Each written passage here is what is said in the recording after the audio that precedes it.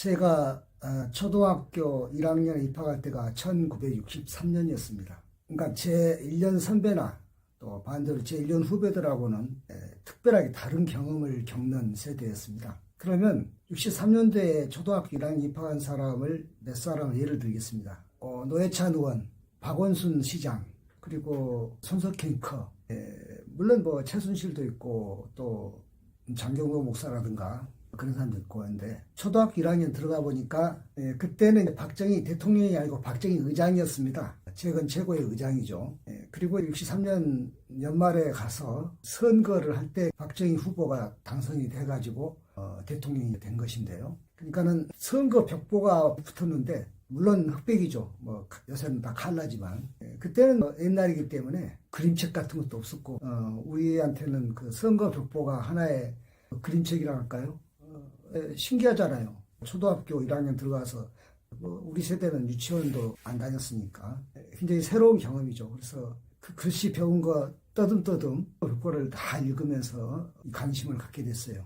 그래서 의장이 이제 대통령 되는 것도 알고, 4월 19일이 되면은 그때는 4.19 학생 의거라 그랬는데, 교장 선생님들이 월요일날 애국조회 때문에 그 운동장에 전교선을 세워놓고 훈화를 하시잖아요. 그게 한 30분은 했던 것 같아요. 상당히 지루하게 느껴지는데, 우리 초등학교 1학년 학생이니까 내용은 잘 모르겠지만 긍지를 갖게 하려고 애쓰는 것 같은 인상을 받았습니다. 이듬해는 이제 박정희 대통령이 된 것이죠. 그런데 3, 4학년 됐을 때 쭉 보니까 선생님들도 여러 가지 색깔이 있더라고요. 이를테면은 이승만 독재자라고 하는 선생님도 물론 많지만, 어떤 이는 4.19로 이승만이 좌절되지 않았더라면 좀 더 국가가 발전했지 않았겠느냐 그러더라고요. 뭐 물론 요새도 보수 진보가 있듯이 그때도 그랬겠죠. 그러면 굉장히 낯설더라고요. 왜냐하면 교장 선생님 하는 훈하고, 저희 집에서도 그래요. 저희 할머니는 여자분이니까 이승만 대통령이 12년 집권할 동안 흉년이 한 번도 안 들었다, 뭐 그런 이야기를 하고. 그러니까 뭐냐면 대통령이라는 게 처음 있는 제도다 보니까 옛날에 왕으로 생각하는 거죠. 물론 할아버지나 다른 분들은 어림도 없는 이야기고 그냥 독재자의 하나일 뿐이고, 그때는 뭐 책이 흔치 않으니까 굴러다니는 책이 있는데 책 이름이 뭐냐면 만송일기붕 이렇게 써 있더라고요. 그래서 내가 읽어봤는데, 꼭 이인재처럼 어렸을 때 찢어지게 가난해서 어머니는 삭바느질하고 자기는 졸린 눈을 찔러가면서 잠을 쫓아가면서 공부를 했다는 그런 내용이 나오더라고요. 아마 선거 홍보책자를 했던가 봐요. 그걸 보고 있으니까 어느 날 할아버지가 무슨 책 보냐니까 옆집에 걸 얻어온 거라고 했더니 달라고. 이건 선거 운동 홍보책자이기 때문에 별로 읽어둘 가치는 없는 것이라고. 그래서 뭐 그런가 보다 했죠. 그러니까 뭐냐면은 만성 이기붕이 이승만의 이인자 아닙니까? 그런 경험이 있었고, 어떤 선생님은 일제가 좀 더 오래도록 진행이 됐더라면 더 발전됐을 거라는 선생님도 있었어요. 그때가 과도기였기 때문에 그런 걸 경험했는데, 그래서 저희 또래가 72년 유신 독재를 굉장히 충격으로 받아들인 거죠. 왜냐하면 사실은 1972년이 무슨 해냐면요, 키신저하고 닉슨이 베이징 가서 마오쩌둥하고 저우얼라이를 만났던 해예요. 얼마나 충격적입니까? 우리는 마오쩌둥이나 저우얼라이가 무슨 사람이라고 생각을 안 해봤거든요. 괴물로 알았죠. 그랬더니 보니까 마오쩌둥은 뭐 그냥 뚱뚱할 뿐인데 저우얼라이는 굉장히 그 양복 핏이 좋더라고요. 바지 다리미 선이 쫙 걷어 있고, 그때 어차피 신문에 사진밖에 없으니까 텔레비 시대가 아니니까요. 아주 인텔이네 이런 느낌 들게. 실제로 중국의 지도자들은 덩스아핑가에 포함해서 전부 다 유학파입니다. 마오쩌둥 하나만 빼놓고. 마오쩌둥은 장사 사범대학 나와서 그냥 교사 출신이지만은, 다른 사람들, 저울라이나 류샤오치나 또는 덩스아오핑이나 전부 다 유럽 유학파들이에요. 그러니까 엄청난 지식인들이죠. 뭐 거의 마오쩌둥보다 못한 유학파다 아니지만은, 심지어는 사람으로 생각도 안 했는데, 그래서 굉장히 충격적이었어요. 또 일본의 그 다나카 가쿠에이 수상이 그때 베이징 가가지고 미중 수교는 차라리 그때 공동혁명을 했지만 안 맺었어요. 왜냐하면 여전히 미국은 닉슨 공화당이 있고 민주당이 반대하니까. 그리고 다나카 가쿠에이는 잽싸게 중일 수교를 맺었죠. 그게 한참 봄에 있었던 일이고, 7월 4일 날 딱 되니까 중앙정보부장 이우라이가 북한 가서 김일성을 만나고 왔다고. 거의 이거는 천지 기백을 만한 환상이더라고요. 야, 이제 북한도 이제 완전히 민족 자주 민족 대단결 뭐 이런 것들, 이 7.3 공동성명 이 캐치프레이가 있잖아요. 그러니까는 서로 자주적으로 민족 자주한다 이거죠. 외세에 의존하지 않고. 상당히 쇼크죠. 사실은 저는 뼛속까지 반공일 수밖에 없는 게 6.25 때 저희 집안에서 16명이 애들까지 학살을 당했거든요. 인민재판에 의해서. 그러니까 우리 집안에서는 레드 콤플렉스가 이만저만이 아니죠. 심지어 우리 할머니는 89년에 돌아가셨는데 그때 이병주의 지리산이라는 원작이 드라마로 나왔는데 우리나라에서는 인공기가 어떻게 생긴지도 몰랐어요. 왜냐하면 보도에 안 나오니까 김일성 얼굴이나 이런 거 안 나오잖아요. 그러니까 인공기 대신에 그냥 빨간 깃발만 항상 보이는데 그걸 보시고도 할머니는 몸소리를 지시더라고요. 그리고 원래 지병이 있으신 천식을 앓으셨기 때문에 천식 발작으로 돌아가셨는데 그만큼 우리 집안은 레드 콤플렉스가 있는데 저도 마찬가지죠. 그래서 남북 공동성명 때문에 기대가 아주 컸죠. 미중 화해라든가 대탕트라 그럽니다. 동서화해. 동은 공산권이고 서는 자유주의권인데 그런 화해 분위기에 남북 화해에다가 아주 꿈에 부풀었는데 그해 10월 달에 유신독 쿠데타를 일으켜가지고서 국회를 해산시켜버리고 그러니까 이거 72년 이야기니까 80년 5.18까지 유신시대가 이어졌다는 것이니까 얼마나 충격이 크겠습니까? 요새도 뭐 박정희 우상화 이런 거 보면 저는 개념 없다고 느끼는 것인데요. 저희들보다 선배, 저희들보다 후배들한테 그런 의식이 있더라고요. 그러니까는 노회찬이나 박원순이나 또는 손석행 우리 또래가 느끼는 것은 적어도 그런 마음은 아니거든요. 너무나 이게 롤러코스터 타듯이 그냥 뭐 화해와 적대가 이어지다 보니까 굉장히 심하게 크죠. 무장군 비건도 그렇고요. 그게 너무 쇼킹한 것인데 그거를 계속 이어갈 것으로 해가지고 우리에게 계속 적개심을 심어주려고 했었던 것은 그때가 베트남 전쟁 중이니까 김일성이가 그 월남에다 자기도 파병해주려 하는데 월남이 호치민이 거부했어요. 우리는 도울 필요 없다. 그러니까 이 김일성이 이 무장공비 사건을 이렇게 해가지고 후방을 때린 거죠. 그러니까는 미국이 두 군데 전쟁을 할 수가 없잖아요. 베트남 전쟁도 하고 있는데 한반도에도 이렇게 긴장이 유발된 걸 어려워하니까 계속 그 베트남 전쟁에 간접적으로 도움을 주겠노라고 한반도에서 도발한 것이냐 무장공비. 그러면 그것이 베트남 전쟁이 75년에 끝났으면 무장공비 끝난 것이니까요. 그 다음부터는 그런 얘기 안 해야 되는데 계속 같은 이야기를 아주 그냥 귀에 못 씹다. 그러니까 무슨 말이냐면은 긴장을 조성해서 정권 안보를 깨하는 것이 나쁘다는 거죠. 있는 긴장을 떠올리지 말자가 아니라 없는 긴장도 만들고 있는 긴장도 부풀리고 이렇게 해서 정권 안보를 깨한다는 것이 나쁘다는 것이거든요. 그러니까 유신 독재의 토대는 정권 안보를 위한 그것도 그 권위주의란 말이 그것도 사실은 순화시킨 말이 독재의 안보를 위한 권위주의란 말도 우리만 쓰고 있는 거예요. 우리만 쓰는 것도 아니라 그 독재 후예들이 쓰고 있는 이야기죠. 말이 안 맞는 말이죠. 권위주의하고 독재하고도 똑같은 동의어가 아니잖아요. 정권 안보를 위해 가지고서 국민을 갖다가 그렇게 어떤 이데올로기로 노예로 삼다는 것은 말이 안 되는 것이죠.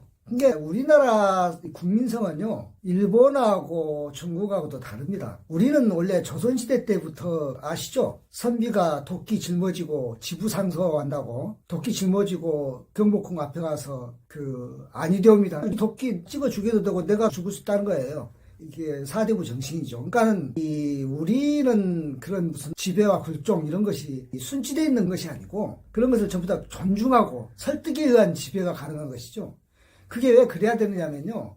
중국은 그 리더십이 거의 하늘에서 그러니까 오죽하면 천자라 하잖아요. 그 황제를. 지금도 그래 14억 인구 중에 공산당이 불과 몇 천이에요. 14억 인구의 10%면 1억 4천 아닙니까? 그보다 적은 거예요. 공산당이 5% 정도밖에 안 되는 겁니다. 한 8%나. 그래도 수천만 명? 수천만 명 중에서 시진핑이니까 수천만 명 우리나라 국민이 지금 5천만인데 남북한 다 해도 7천만인 뽑은 게 시진핑이 다 공산당이라고 치더라도 그러니까는 거의 그 지배자가 이거는 무슨 사람이라는 생각이 안 드는데 또 일본은 섬나라인데 원래 일본은 사무라이 때부터 그렇고 힘에 굴종하는 것이 다 그건 아주 그냥 이 피가 유전자 그렇단 말이에요. 그러니까 일본은 사무라이 역사밖에 없어요. 우리는 선비 역사예요. 사무라이 역사가 아니에요. 우리는 5천 역사 중에서 사무라이 역사 해봐야 고려 무신조고 100년밖에 없어요. 전부 다 선비 역사란 말이에요. 쓰는 방법이 달라야 되는 거죠. 요새 윤석열이 했던 것, 뭐 일본 사무라이에서는 통했겠죠. 개헌군이 총칼을 들고 있는데 그 총칼 대검을 자꾸 이렇게 막잖아요. 찔리면 찔리는 것이고, 그것이 만약에 탄이 장전돼 있으면 잘못하면 오발 사고도 일어날 수 있지만은, 그게 그러니까 한국인이에요. 그날 의사당에 몰려간 시민들, 그 사람들 총알 막 쏘면 죽는 건 일도 아니죠. 파리 목숨이죠. 그런 걸 두려워하지 않는다는 거죠. 그러니까는 다스리는 방법이 달라야지 일본서 써먹고 중국서 써먹을 만한 그따위 방법은 안 된다는 거죠. 과거에 50년도 전에 박정희가 써먹던 방법으로는 안 된다는 이야기입니다. 그러니까 전두환으로 해서 박정희가 가려진 면이 있는데, 전두환이 일으킨 12.12든 5.18이든 그 계엄령이 전부 다 유신헌법의 계엄령이에요. 전두환이 계엄령이 아니라, 전두환이 창작물이 아니란 말입니다. 박정희가 만들어 놓고 난 유신헌법에, 그리고 죽은 다음에 그 유신헌 결과로 말도 안 되는 계엄령들이 나온 것입니다. 그러니까 헌법이 그렇게 중요한 거예요. 그리고 지금 헌법이 1987 체제 헌법인데 지금 한 40년 되나요? 한 30몇 년 됐는데, 지금도 개헌하자 할 때 가끔 내각제를 많이 썼는데요. 내각제는 우리나라에 맞지 않는 헌법입니다. 내각제도 민주주의 맞아요. 대통령 중심도 민주주의 맞아요. 내각제는 마치 로마 언론처럼 귀족공화정처럼 국회의원이면 계속 국회의원을 할 수 있게끔 돼 있는 거예요. 우리는 그런 꼴을 못 보죠. 일본은요, 5대째, 6대째 지역구를 물려줘요. 우리는 지난번에 의정부에서 문희상 씨가 자기 아들한테 지역구 물렸는데 바로 아웃시켜버렸잖아요. 낙선시켜버렸잖아요.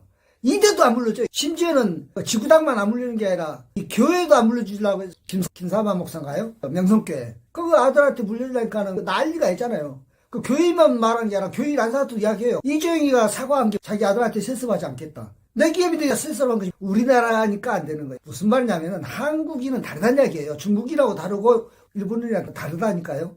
그러니까 이걸 알고 해야 돼요. 이게 좋다 나쁘다는 말할 필요가 없어요. 왜? 우리는 그렇게 생겨 먹었어요. 그렇게 안 될 수밖에 없는 게 뭐냐면은 원래부터 조선시대도 척박해요. 우리가 땅이 좁은데 지금 이렇게 필요가 있고 농법이 발달해도 쌀이 자급자족이 될까 말까 했었잖아요. 조선시대 어쩌겠어요. 필요도 없었죠. 농법도 시원찮았겠죠. 그럼 부족했을 거 아닙니까? 부족한 것을 어떻게 먹어야 됩니까? 나눠 먹어야 돼요. 그러니까 다른 데와 달라요. 인연 농산물이 없는 거예요, 우리는. 그럼 나눠 먹어야 되니까, 그래서 왕도 아주 최소한을 만드는 거예요. 무슨 서태후나 또는 일본의 도요토미 히데요시나 이번에 시리아에 도망간 아사드나 이런 식으로 아방궁을 꾸밀 수가 없어요. 왜냐하면 그럴 여유가 없었어요. 조선의 왕들이 뭐 우습게 알지만은 하루 종일 공부하고 뭐 그냥 밥만 먹고 산 거죠. 그 사람들이라고 해서 무슨 밥 6그릇 먹고 7그릇 먹고 사는 게 아니에요. 그러니까 무슨 말이냐면 원래 자원이 적기 때문에 이걸 나누지 않으면 안 되는 거예요. 지방간들이요, 지방 수령들이 자기 지방에서 만약에 굶어 죽은 사람 나왔다 그러면 바로 모가지예요. 지금도 누가 굶어 죽는다고 해서 시장 분석이 떨어진 거 봤어요? 그러니까 조선시대 무서운 나라가 아니에요. 그래서 왕도 뭐 지부상서, 도끼 짊어지고 상소하면은 그걸 어떻게 하지 못한 거예요. 조선 500년 역사에서 지부상소했다고 해서 도끼로 죽였다는 말 들어봤어요? 안 죽였어요. 그게 우리나라예요. 그러니까는 앞으로도 정치도 그렇게 해야 되고, 내각제를 하게 되면은 국회의원들이 계속 세습할 수가 있어요. 계속 다선 의원이 될 수가 있어요. 사실은 3선 이상 하면 안 된다는 말도 있어요. 나는 뭐 꼭 그렇게 생각하진 않는데 3선 아니라 5선, 6선 달성하면 해야겠죠. 근데 중요한 건 뭐냐면은 그냥 개나 고동이나 다 그냥 누릴 수가 있는 거예요. 그러면 자꾸 안 들어오게 돼요. 새로운 수익이 안 되는 겁니다. 그런 내각제가 안 맞는 거예요. 그리고 어떤 사람도 국회 세비를 자꾸 줄이자 그러는데, 세비를 많이 받는 것도 문제인데 줄이면 어떤 문제가 생기냐면은 여유 있는 사람들만 국회의원 할 수가 있어요. 국회의원 하면서 뭐 밥 먹을 돈도 없고 생활할 돈도 없으면은 국회의원 안 할 거예요, 그 사람들은. 그럼 여유 있는 사람은 국회의원, 부자들만의 국회의원이 되는 거예요. 그러니까 원래 공무원한테 월급 주는 일이 처음에는 안 그랬어요, 인류 역사에서. 처음 언제 생겼냐면은 그리스 민주정에서 생긴 거예요. 그 전에는 공직이 어떻게 했냐면은 돌아가면서. 그러니까 되게 여유 있는 사람 하는 거죠. 밥수나 떠먹어서 하죠. 밥수 떠먹지 못하는 사람도 무슨 지금 당장 굶어주는데 무슨 공무원을 하겠냐고요. 그래서 처음에 수당을 주기로 했어요. 페리클스가 한 거예요. 수당제 아닙니까? 그리스 페르시아 전쟁 때 이겨가지고 수당제로 시작한 거 아니에요. 그게 요새 국회의원으로 말하면 세비예요. 우리도 한때는 지방의회 같은데 명예직임 때가 있었어요, 처음에. 자유당 때는 물론 잠깐 했던 것도 명예직이었고. 그러니까 지방에서 뭐 뜯어먹고 그랬죠. 어디 뭐 기부금 반답시고. 그렇게 할 수밖에 없죠. 명예직으로 하면 굶어 죽지 않을 사람들만, 귀족들만, 여유 있는 사람만 하게 돼요. 그럼 그 사람들 누구 이익을 대변하겠어요? 자기들 이익을 대변하는 거예요. 그래서 세비를 주는 이유는 적어도 뭐 밥술 떠먹는 이유는 걱정하지 않게. 그리고 가난한 사람들도 많이 대변해 달라. 그래서 세비 갖고 보고 생계형 국회의원도 보내는 겁니다. 그래야 생계형 가는 거예요. 그러니까 이런 역사를 이해를 해야 돼요. 그러니까는 내각제니 무슨 세비를 무조건 반으로 깎는 이따위 소리 하는 것은 그러니까 지금도 보면 세비까지 짠 이야기 한 사람도 그냥 안철수라는 사람들이잖아요. 그 사람들은 세비 마흔 사람들이에요. 옛날에 정몽준이라든가 뭐 세비를 그 사람들 껌값이죠. 근데 정의당이나 이런 군소정당들은 그런 말 안 하잖아요. 왜 안 하냐? 그 사람들이 뭐 돈이 환장해서 안 하는 게 아니라 돈을 줄여버리면은, 그래서 생계가 안 되면은, 생계가 된 사람들만 국회에 모이게 되면은 그 사람들은 부자들만 대변하게 된다는 거예요. 내각제를 하게 되면은, 내각제도 민주주의 맞아요. 맞는데 거기서 있는 사람이 자기 자리를 안 놓으려 그래요. 그러면 계속 세습하게 되는 거예요. 대통령 중심제라면 어떠냐? 확 할 때마다 갈아버리니까. 내각제는 그 일당의 대표가 총리하는 거 아니에요? 그 사람이 실제가 되는 건데, 대통령 중심제는 아무리 기반이 있었다 하더라도 하루아침에 선거는 날려보면 끝나는 거죠. 그러면 새로운 사람 나오잖아요. 갑자기 개처럼 정도 나오잖아요. 그래야 되잖아요. 그 기회가 많아야 되죠. 그거 하는 사람만 하고 뭐 잘난 놈만 하고 무슨 뭐 이것이 왕국당인데 그렇게 세수하면 되겠어요? 안 되죠. 그래서 그런 그릇을 알고 이야기를 해야지, 그냥 무슨 내각제 국회의원들 말하니까 뭔지도 모르고서 그것도 민주주의 맞네, 일본도 하고. 일본도 하니까 일본은 정치가 저 모양인 거죠. 어떻게 자민당이 1955년부터 지금까지 일당 지배를 합니까? 그러니까 일본 국민들은요 정치 관심도 없어요. 왜냐하면 그건 너희들 일이고 이러는 거죠. 그러니까 뭐 자민당이 죽었든 말아먹든 상관이 없는 거예요. 그건 정치에 활력이 없죠. 우리는 그것이 아니잖아요. 선거할 때마다 엄청나게 붐을 일으키고 새로운 사람이니까 새로운 일에 대한, 그러니까 이미 하고 있는 사람은 정권을 뺏기지 않으려고 노력하게 되는 것이고 이렇게 되는 것이죠. 이제 그게 중요하기 때문에 그런 여러 가지 맥락을